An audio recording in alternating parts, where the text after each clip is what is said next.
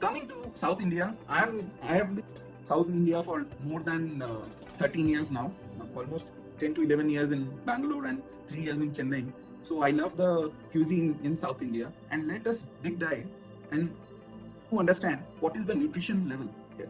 So obviously love this thali, and I can vouch for the fact that people in North India, they go for this type of thali. Let's say when they are going for a restaurant to have a different sort of meal.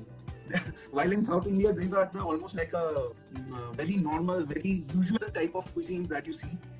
If you go for a marriage, on an occasion of a marriage and all, these are lovely dishes, diversity of 10 to 12 dishes that you get. And so the main thing from the nutrition angle is, are these giving you enough protein? So that is the main thing. Now, coming to the top two dishes, which is almost like the bread and butter of South India, is the idli and dosa. And I hope you are aware what is idli and what is dosa. Interestingly, you can make both these dishes that you see. That is, the white one is the idli, and the wrap type of thing is your dosa. Both are made with the similar type of batter. Definitely, the batter that you make is made up of rice and urad dal at a certain proportion. But definitely, this is one of the delicacies in South Indian cuisine. Now, let us do a small calculation. Okay, so this is a batter which is through which the idli and dosa is being made. Usually, it is having a carbohydrate level of 26%, protein 6%, fat 2%, and the moisture is 64%. Very important to understand that the batter has good amount of moisture, maybe around 60 to 64%. Now, when you steam idli, okay, when the moisture reduces from 64% to 35%, then the other carbohydrate, protein, fat, minerals does not evaporate. It remains there. Only the percentage increases.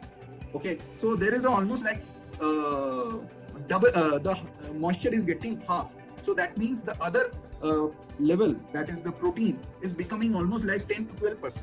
Okay, in case of the idli.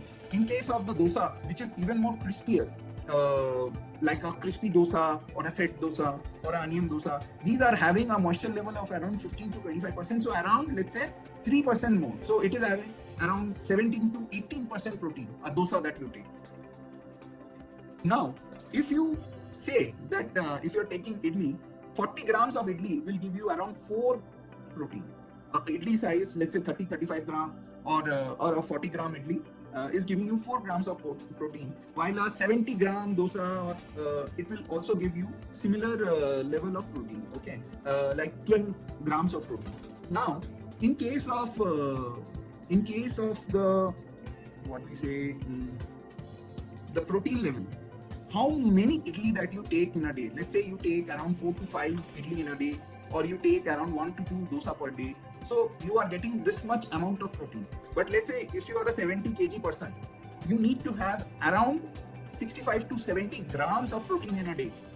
So you need to understand that how much level of idli and dosa you need to eat to, in terms of complying to that protein daily requirement, which is not possible. You cannot eat so many idli and dosa in a day.